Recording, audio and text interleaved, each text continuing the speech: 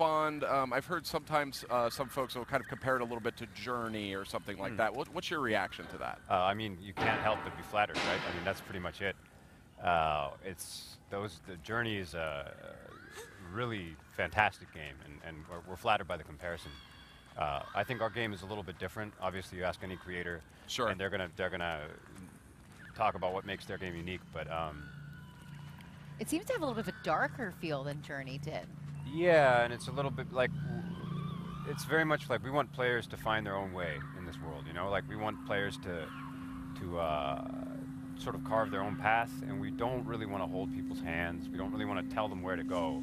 So like in this big environment, we're not really showing you specifically where to go. You kind of have to find that out for yourself. Now the character just turned into a bird. Yes. Did I just Yeah. see that? That is worth mentioning. That I was think. actually Thank you correct. for that. Yeah. So when the game starts, you'll actually be a bird when the game starts. This section of the game is a little bit further in, and the character can transform. There's a mysterious kind of golden substance in the world that affects that transformation, and that golden substance also starts to have effects on other things in the world. And you might see some interesting, like the world kind of looking a little glitchy or moving around or whatever. That's the effect of that substance.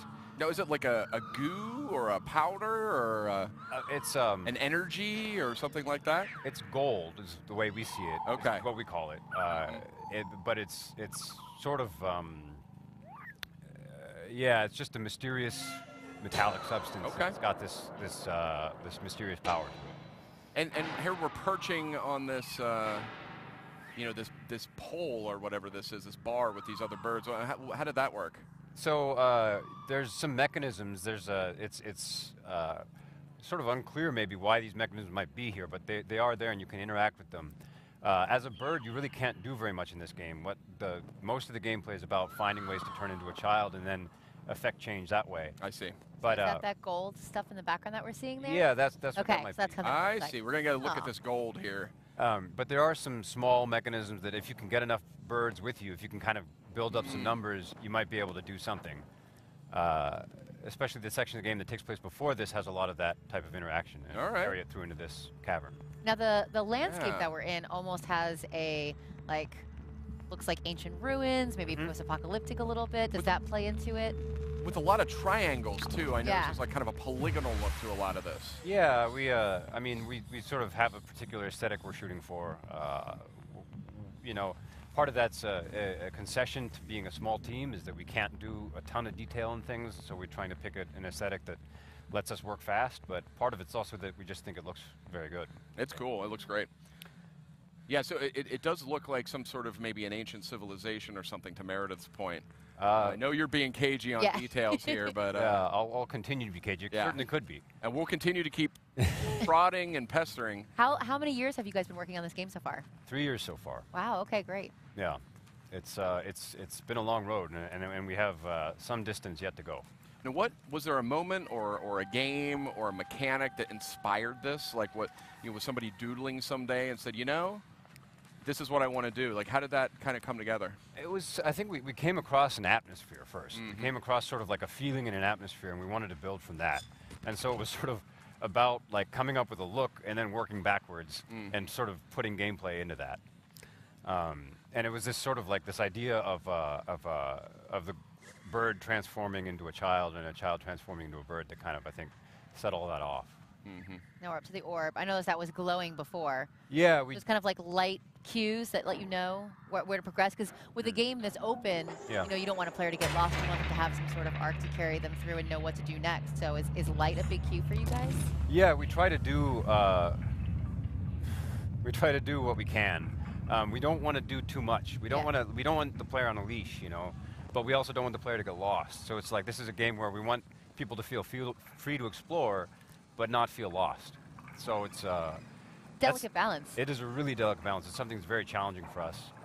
And this is usually what like we don't put this stuff in until the last minute because we want to avoid putting in those kinds of hints, and then people get lost and we put them in. So yeah, this is a looker, all right. Now, what's it like to actually control the bird? Is it through the analog sticks? Yeah, it's sort of a flight simmy, like a light flight sim. Okay. Type of controls, and it starts out with sort of the usually like inverted controls, but we have options to change that for people who are uncomfortable. But then a standard kind of platforming style third-person action adventure controls for the child. Yeah, and what are the actions that the child can actually do? Well, he can. The child can shout, which doesn't really do much in this segment. And then there's a couple of context-sensitive actions. Okay. Like you can pull, you can push stuff, but that's pretty much it. There's not Does like the bird have a calling as well? If yeah, the the child bird yells? can call out. Okay. Most of the actions have kind of similar analogs between the two forms, as much as we managed to do that. I see. Yeah. This is cool.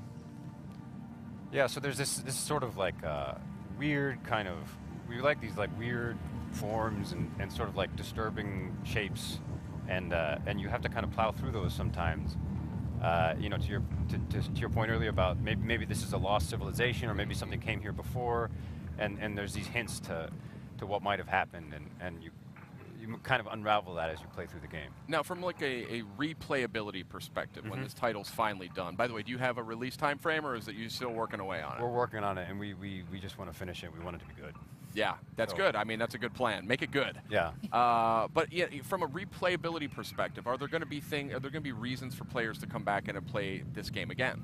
I imagine that the first time you play through this game, it won't make a ton of sense. Oh, okay. And so that it's once you get to the end, you might want to play it again to kind of get a little bit more context. I see. Okay. And there might be some things that you missed the first time. Like, okay. Like most of the stuff you're doing in this area here is actually optional. Like you don't have to set that bird free like you just did. And so, you know, like maybe there's some of these things that you didn't manage to interact with the first time around, and seeing what kind of cumulative effect those might have had over the course of the game is something that we hope players might want to take another look at. So is there sort of a cause and effect as you play through the game, and it kind of builds, and it sounds like there might be different things that happen? Yeah, the whole game is kind of cause and effect. It's sort of like it's sort of like this strange place that you're exploring, and that sort of by just you coming into it sort of starts to fall out of balance, and starts and big kind of chain reactions start to take place. And interesting. And so it's not just in the sort of crucial plot actions that you do, but in other things as well. It's almost like side quests in a way, something that outside the main story that are optional, but still add to the whole of the game. Yeah, and to be totally honest, we're actually not really sure what to do except for have those in the game. Like in terms of collectibles, we don't really want you to collect stuff. Yeah. So right now you just do them, and they happen, and maybe there's a cool plot reward down the line from it. But interesting. Now, are there any titles? This game has great mystique, and clearly you know that, and clearly you're trying to preserve that as much as possible, which I totally appreciate. Are there any titles that you personally look to for inspiration to kind of to do a good job with that layer of mystique? One thing we always like to talk about is Another World. I thought you were going to say that, actually. Yeah, it's just like that. It's like you're coming into this alien space, and it's up to you to start figuring out the rules, and start figuring out why things are happening, and that's a big one for us. I would like to know why, when that child moved the ball, that it almost like he built his own little city over here. It's like some walls started popping up, like doing some controlling of the architecture. So, I mean, you notice that this sort of gold material on the child turned the bird into a child. And like it has some effects beyond that. So it affects the environment as well. Yeah. Now, is that gold wearing off? Is that the idea? Yeah. So it's you get sort of dusted in or coated in this sort of golden dust, and because we don't want the character to be yellow all the time, it kind of like ramps down as you move away from the gold pile. But got it. So is that like a kind of a tension there? You have to kind of. Or do you, like in other words, if you keep going, will you eventually turn back into the bird? If you get to a place where like the dust would come off. I see. So like at the beginning, you jump off of a tall place, and so in doing that, like the gold sort of like falls off, and you turn back into a bird. Got it. Water, for instance, if you wade too deep into water, it might come off. Okay. So there's a couple of ways to get rid of the gold and a couple of ways to get it back. Got it. Yeah, so it seems to me like you know, there's kind of two main sort of phases to playing in this game. You know, one of them is you play as the bird. You're surveying these giant environments, kind of circling around them. And we've seen desert environments, you know, before, and when you guys have given a look at the game in the past. And now we're seeing something that seems like maybe it's ancient ruins, but we don't know. Definitely has more of an urban feel. Yeah, and then so you're a bird and you're sort of surveying and looking for points of interest, and then coming in as the child to sort of, as you said, affect change to the environment. Yeah, so it's exactly that. It's like you've got this, as a bird, you have this freedom of movement, but you've got very limited agency. And as a child, you give up a lot of that freedom of movement for more agency. Yeah. And the game itself, like we're trying to build on top of that trade-off to an extent. It's a, you can read sort of, I guess there's some social metaphors in there that maybe we shouldn't get into. Oh, interesting. Okay. But it's sounds juicy. Yeah. Well, it's just the trade-off between freedom and progress to an extent, or the Now, you can't die in this game, right? Because if you jump off the cliff, you immediately turn into the bird? You won't die from falling off a cliff. Oh, again, another cagey little answer. I like that. My. there is hazard in the game. It's just, especially at the beginning, it's not super apparent. Okay. Interesting.